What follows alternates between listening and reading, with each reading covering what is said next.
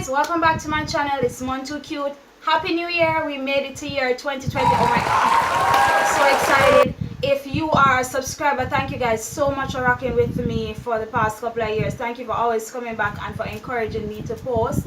If you are new here, my name is Monique Irons, aka Mon Too Cute, and on this channel for the year 2020 I will be posting videos related to business, lifestyle, fashion and makeup. If you are interested in that sort of content, then just go ahead and subscribe. This video is gonna deal with tips on how I stay motivated.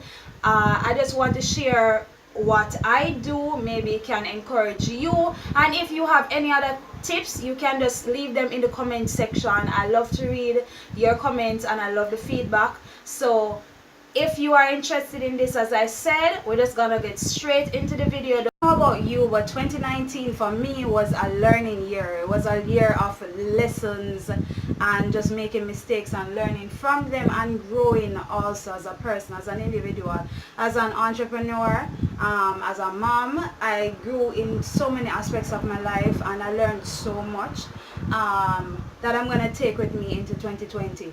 But one of the most important things that we need to do on a daily basis is plan, and that's my first tip. So right here I have my 2020 diary, and in this diary I basically have the day January to December, and so every day is basically mapped out for your time and all of that, so you can basically write down what it is that you want to accomplish for the day and what time you'd like to do it. So say for instance I want to post at 8 a.m. in the morning. Then on Sunday night when I open my book, I will plan for Monday morning, and I'll know that okay, I have to get up early enough for me to post on my business pages and do everything else that I need to do in the day, and I have a time frame with which to work with. You understand? So this is pretty basic, but it is so helpful. It is so helpful. I got this from Sangsters and it was like $1,000 basically, and it's a really nice book that I love to write, and so I like to have notebooks that can fit in my bag and can just go with me anywhere, because when your ideas come to you, you need to be able to have something to write them down in, a safe place, not on a piece of paper or on the back of a receipt, but you need to have a safe place to write down your ideas and write down your plans so that you can revisit them and remind yourself of what it is that you are supposed to do.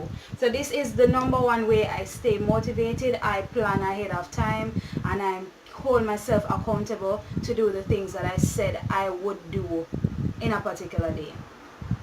So the next thing I want to talk to you guys about is reading. Now, reading for me was never a thing. Novels from, I think I have it was that I was going to invest in my personal development, and to do that I want to read some motivational books, by some best-selling authors, and just some books to help me do better financially and personally, just grow overall as a person.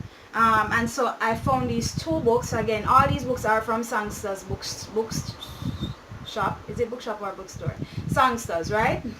So this one is Rich Dad Poor Dad. I've heard so many good things about this book, and so I decided I had to pick up a copy for myself so that I can read.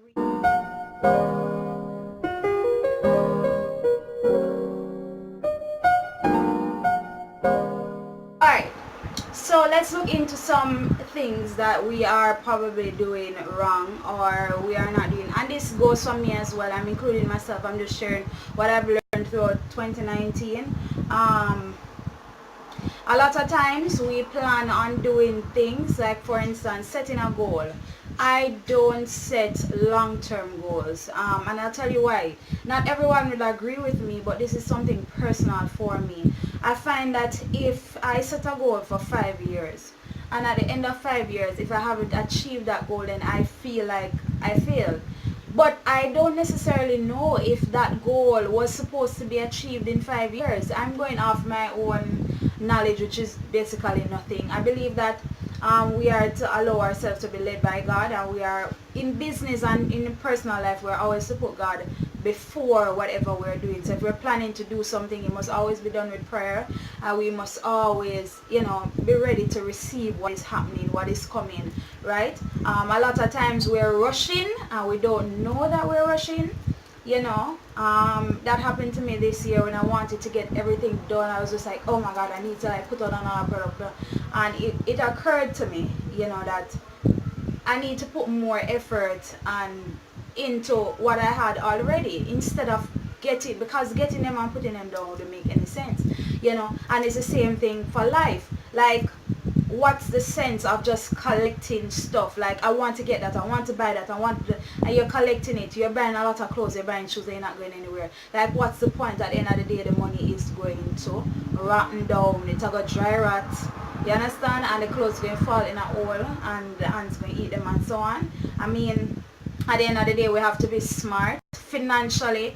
We have to be smart with budgeting and all of that, and I am going to do a video on how to budget on a monthly basis, you know. But as it relates to setting goals, try to set short-term goals. So alright, let's not set goals for the entire year, but rather divide the year into 4 quarters. So January to March, you know what I mean? So January, February, March, April, May, June. Let's divide the year into 3-month intervals, so that's 4 quarters, and plan for those, you know. So between the period of January to March, this is what I want to accomplish. Between the period of April to June, this is what I want to accomplish. When we set a shorter time, then our goals, they're actually met than us setting, for instance, I want to go to the gym, you know, I want to get in shape, but I have the entire year ahead of me. So I'm like, okay, I'm not going to do it January, let me do it around Easter. I mean, Easter is right before summer, I can probably just do it like me. I mean, and then we put it off, and by the time you know it, the other year come catch you, and you're still out of shape, you understand? You're still not in, you're still not fit, you don't even know what the gym looks like or what it smells like, you understand? So I think that if we set short-term goals, and if we have our book, you know, I'm going to get another book with this as well. I'm going to get a journal. The journal is what you write down. I have a notebook that I write in currently, which is why I don't have a new book. I'm going to finish that one.